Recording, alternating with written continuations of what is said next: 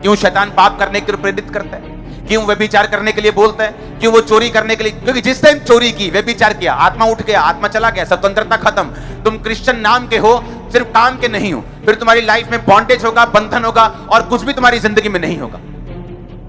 परमेश्वर ने कहा जहां कहीं मेरा आत्मा है वहां आजादी है। आमीन। अगर परमेश्वर का आत्मा तुम्हारे जीवन में होगा तो तुम आजादी को फेस करोगे, आजादी को स्वीकार करोगे। वो तुम्हारी फाइनेंस में होगी, तुम्हारी सेवकाई में होगी, तुम्हारी मैरिड लाइफ में होगी, तुम्हारी इमोशनल लाइफ में होगी, स्पिरिचुअल लाइफ में होगी। कहीं से भी तुम फंसे नहीं रहोगे यीशु मसीह के नाम में। अब आपको यह देखना है कि क्या मेरी जिंदगी में परमेश्वर का आत्मा है। आमीन।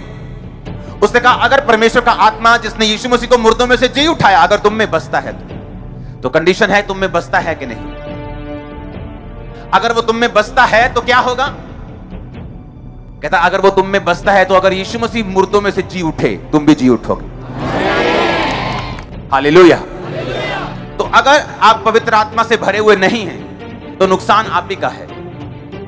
अगर आप पवित्र आत्मा से भरपूर नहीं है तो शैतान आप ही की चीजों को चुराने की कोशिश करता है और कई बार कामयाब भी होता है, क्योंकि वो सामर्थ्य से डरता है, क्योंकि वो फायर से डरता है। उसे मालूम है कि पवित्र आत्मा से भरे हुए जन को हराना पॉसिबल नहीं, इसलिए वो आपको पाप देता है, वो आपको परीक्षाएं देता है, वो आपको लालच देता है, वो आपको डरा के कई बार धमका के कई बार आपको पीछे करने की कोशिश करता है, क्योंकि डरपोक लोगों में परमेश्वर का आत्मा नहीं बस सकता। अगर पवित्र आत्मा कहता तुम में है, अगर तुम में है तो सोचो मुझ में है, आप में है कि नहीं। कहता अगर तो वो तुम में है तो जिसने यीशु मसीह को मुर्दों में से जी उठाया, जिस पवित्र आत्मा ने तुम्हारे मरणहार देहों को क्यों नहीं जी उठाए।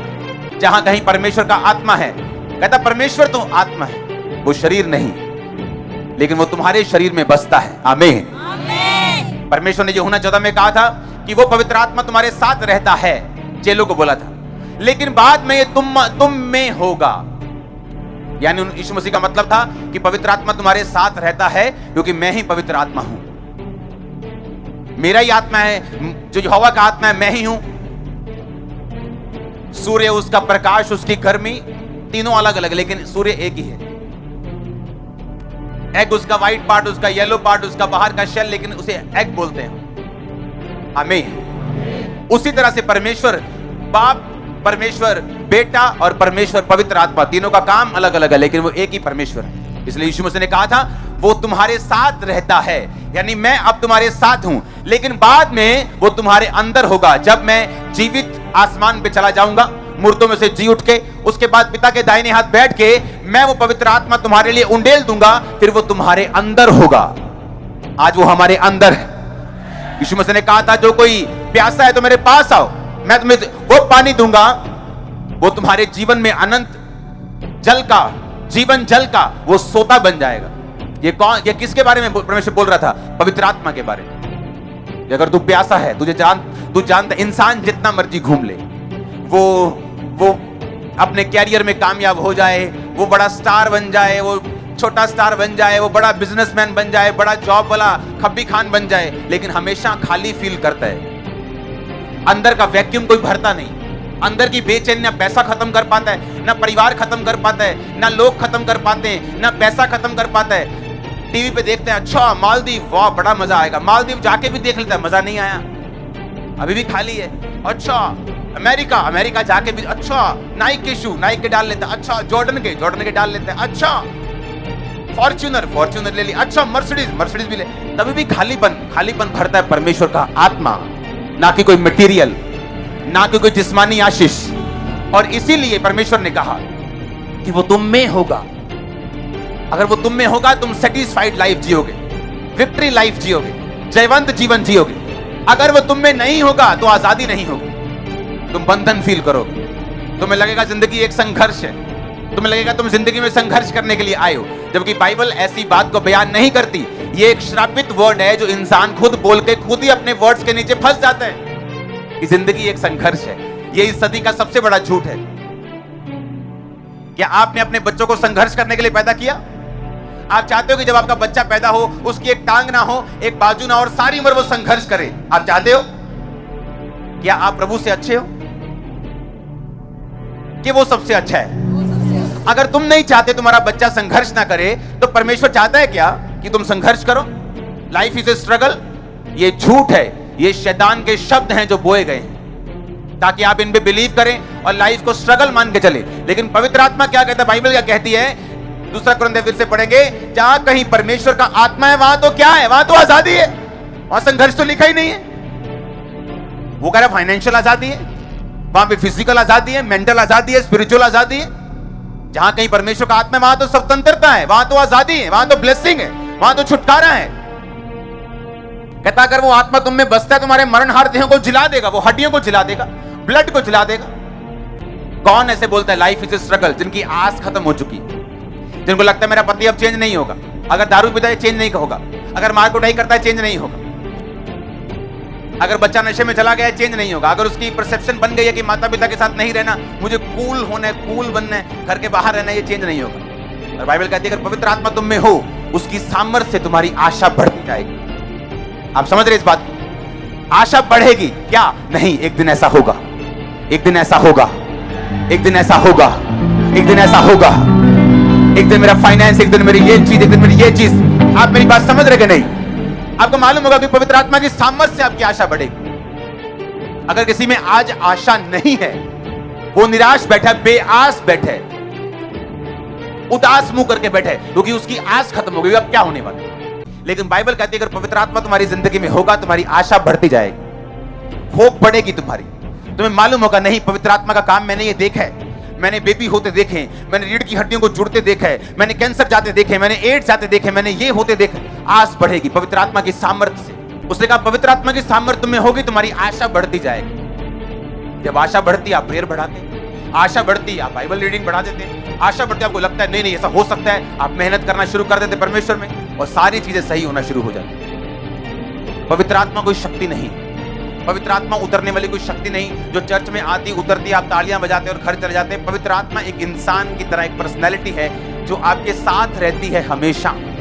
आप जब चोरी करते हैं वो निराश होते हैं, आप जब व्यभिचार के लिए आंखें उठा के देखते हैं वो निराश होता है, आप जब गाली निकालते हैं वो निराश होता है। और बाइबल कहती है जब तुम पवित्र आत्मा का शब्द सुनो, अपने मन को कठोर मत करो। कई बार पवित्र आत्मा आपको धीरे से बोलता है, फुसफुसा के, बपतिस्मा ले ले, बपतिस्मा। और वो धीरे से बोलता है प्रार्थना बढ़ा, वो धीरे से बोलता है तेरी लाइफ में ये कमी है, इसे दूर कर, सिगरेट छोड़ना है, गर्लफ्रेंड छोड़ दे, बॉयफ्रेंड छोड़ दे, फेसबुक पे नहीं जाना अगले 15 दिन, छोड़ दे इसको, पूरी प्रार्थना में। वो धीरे से बात करते हैं, लेकिन हम क्या करते हैं, झाड़ देते हैं और खुद बंधन में चले जाते हैं। क्योंकि जहां कहीं प्रभु का आत्मा है वहां आजादी है।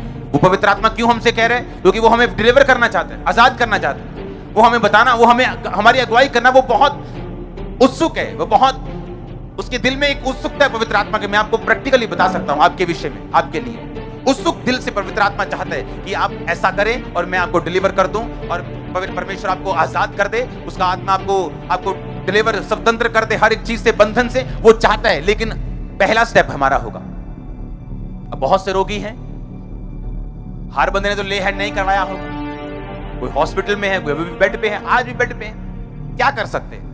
ये तो आप पे निर्भर करते हैं, आप वचन को किस तरह से लेते हैं, आप वचन पे किस तरह से विश्वास करते हैं, आप परमेश्वर की आत्मा पे कितना बिलीव करते हैं, ये आपके ऊपर निर्भर करता है। मेरा ये मानना है अगर चर्च में एक हीलिंग हो रही, मान लो एक बेबी की हीलिंग हो रही, इसका मतलब ग्रेस मौजूद है। आमीन। अगर मेरी नहीं हो रही उस जगह की हीलिंग, तो मुझे बदलने की जरूरत है, मुझे वेट करने की जरूरत है, प्रार्थना बढ़ाने की जरूरत है, विश्वास बढ़ाने की जरूरत है। आप मेरी बात समझ रहे कि नहीं?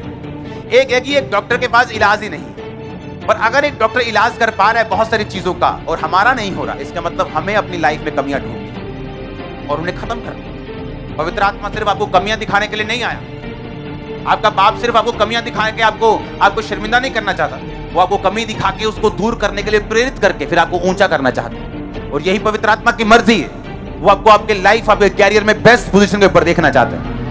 मैं आपको ये प्रोफेटिक वर्ड दे रहा हूं, मैं आपको प्रीचिंग नहीं कर रहा हूं, मैं आपको प्रोफेटिक हेवन की प्रीचिंग कर रहा हूं। वो आपको बेस्ट पोजीशन के ऊपर देखना चाहता है, बेस्ट पोजीशन के ऊपर। आप कोई भी काम, आप एक ठेले से काम शुरू करो, एक ठेला लगा लो सब्जी का, अगर पवित्र आत्मा आप में है आप जल्दी शोरूम डाल लेंगे। मुझे मालूम है, कहीं से भी शुरू करोगे, कहीं से भी, नीचे से भी, ऊपर वाला जो है वो तो कहीं जा सकता है। मैं अब नीचे वालों की भी बात कर रहा हूं। अगर पवित्र आत्मा आप में है तो वो आपको गाइड करेगा, वो आपको युक्ति देगा, वो आपको पराक्रम देगा, वो आपको बाइबल में लिखा है वो महायुक्ति करने वाला, स्ट्रेटजी बनाने वाला, रणनीति बनाने वाला परमेश्वर, वो आपको बताता है आपको क्या करना है। कितने लोग पवित्र आत्मा से बात करते रोज? कोई भी नहीं। कितने उसको गुड मॉर्निंग बोलते हैं? कोई भी नहीं।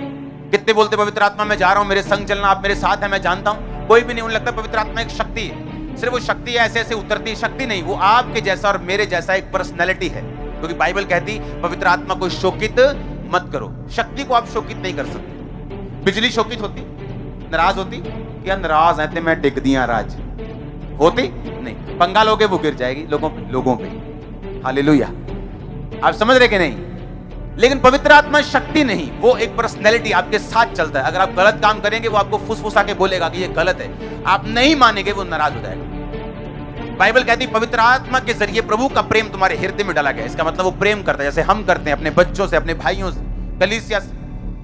वो कहता है वो निराश होता है।